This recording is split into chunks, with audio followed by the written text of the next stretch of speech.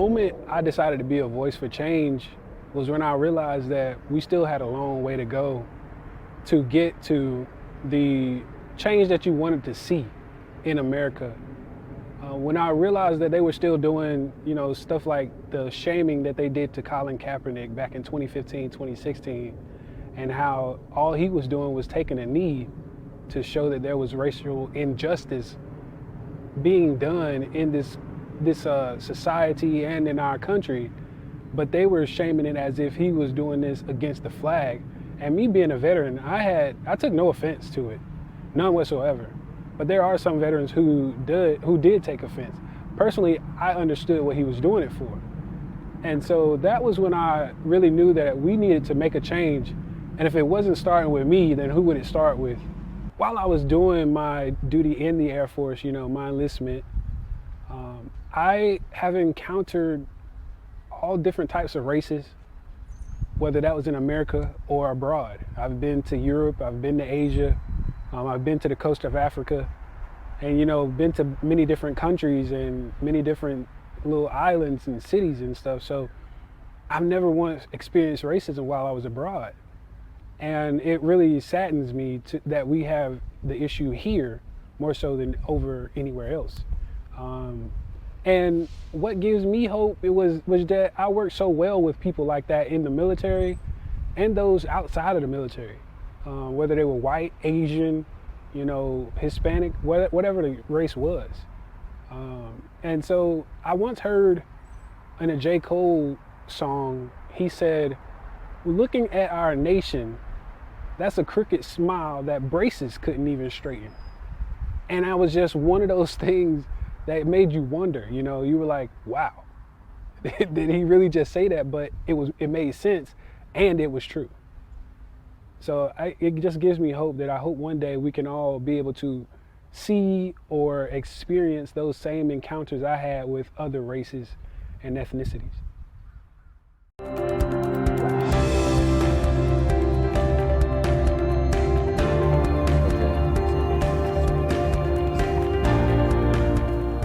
The moment that I found that I had some kind of awakening to make a voice for change was I was on a plane returning home from Vietnam. I had been there in a year.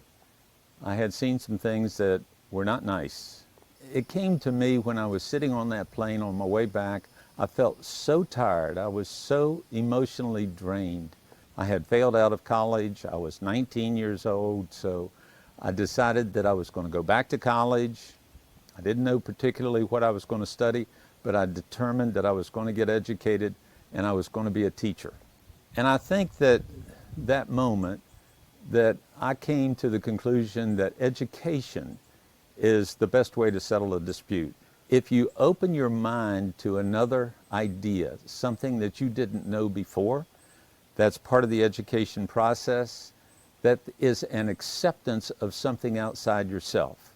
That's a form of anti-discrimination, because discrimination is a form of saying, I know and I'm better than someone else. Education, I think, opens some doors to another line of thought. Education is the form, the mechanism that I think can be used to overcome this terrible idea of discrimination. It really does, in a broad sense, it makes the pie smaller than what it could be.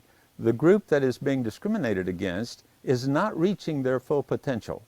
And as a consequence, they are not producing the goods and services that they could produce. As a consequence, as a further consequence, the rest of the population, the entire population, is not getting the biggest piece of the pie or the biggest pie possible. It's because people are not fully utilizing their capabilities. What I have hope for today, I look around, I see young people interacting with each other, independent of race, color, or creed. I see more openness. I think that people are becoming more sensitive to the discrimination issue across many different types of discrimination. We are, I think, moving in the right direction, and I'm hopeful that we can make a positive impact on this terrible idea of discrimination.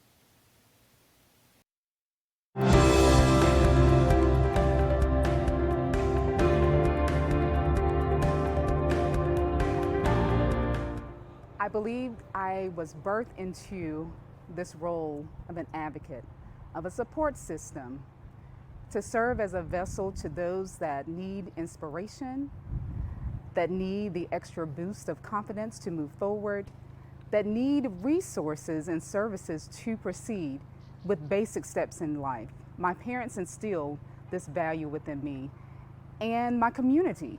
My community was about service to others in Lumberton, North Carolina. And within that, I embraced the motto and the words of Shirley Chisholm, is that service is the rent that we pay for the privilege to live here on this earth. I grew up with my great-grandmother, Gladys Irene Nichols, back in Lumberton, North Carolina. And she was my go-to. I was her right hand. Everywhere she went, I went. In elementary school, we often visited a country store that was on the outskirts of Lumberton. And in the store had all kind of goodies that we wouldn't find at the traditional grocery stores in the city. It was one instance that we arrived and she would say, as always, eyes up, head up, and hands down as we walked into stores. So the goal was to make sure that I was not touching and running around and into other things outside of our purpose in shopping. So as we entered into the store, my eyes glanced from here to there. I saw a little girl running up and down the aisle with Barbie dolls. I love Barbie. The little girl approached me with her arms out with the two Barbie dolls, and she said, "Come play with me." Before I could even respond, her mother grabbed her arm and pulled her away. And before a tear could drop, my grandmother looked down and said, "You're a blessing, so do not be concerned with the concerns of others." And it just took me back there to where in an instant, two children, and the little girl was a white little girl in this instance, that she was grabbed away from the opportunity to connect. I'm hopeful when I hear and see the cries of our communities. Collective action is taking place. I am hopeful. I am hopeful when those echoes of those who feel they cannot breathe, that those breaths are taken into consideration and action-oriented transformation takes place.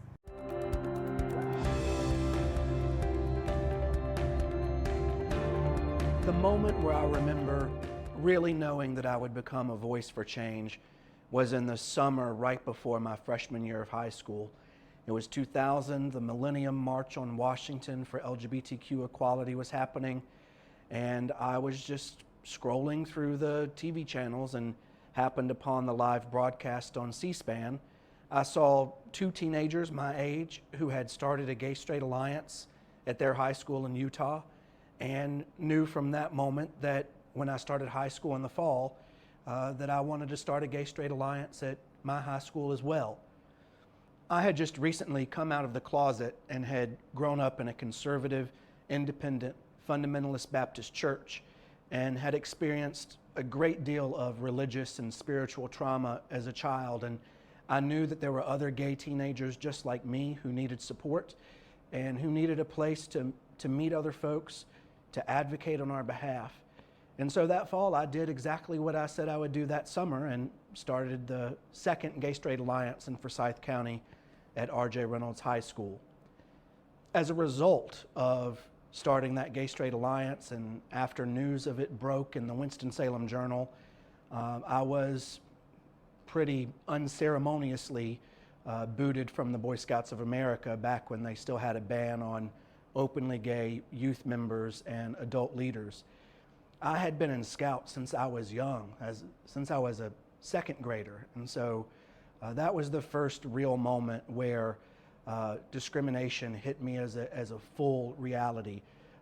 As a 14-year-old Boy Scout, just 2 years shy of getting his Eagle Scout Award. I am hopeful for the future when I look back on my past and realize that I was able to go from this scared, frightened 14-year-old former Boy Scout to later becoming the editor of North Carolina's LGBTQ newspaper as an adult for my career, and now in the career that I have as an LGBTQ professional working here in Charlotte.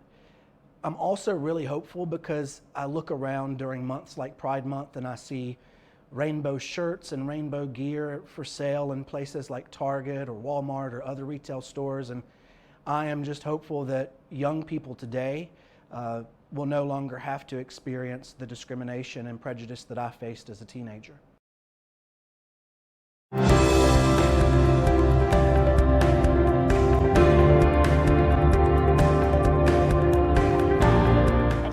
To be a voice for change when I recognized that I had a role and a responsibility to help end racism. In the 8th grade, I watched in social studies class the TV series on Roots.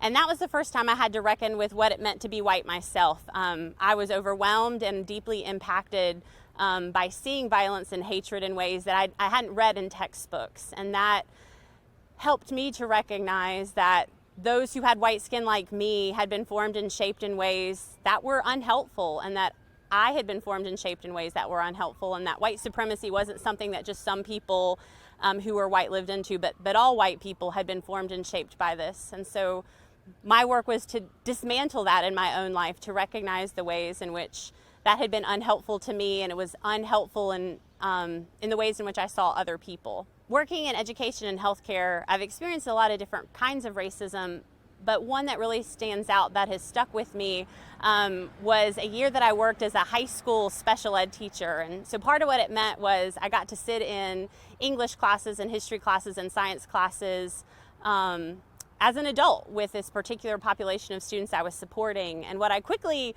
learned as an adult was that what we taught in high school really centered on whiteness. There were white authors, there were white scientists. The parts of history that were highlighted were always places of power. And what I noticed in working with my students of color is that they weren't represented in the stories being told, or if they were represented, it was always through the lens of a white person. And that was, again, deeply problematic, and part of what it's done in my own life is helped me recognize that in order to offer care to people who don't look like me, I need to know them, and I need to know their stories and know their pains and their hurts and their triumphs. And so that's meant that I've diversified who I relate to, who I learn from, and who I read alongside. My hope for the future, I'm excited that I work for an institution. I'm a part of association. The denomination I'm a part of all recognizes the need to talk about white supremacy and how to dismantle it.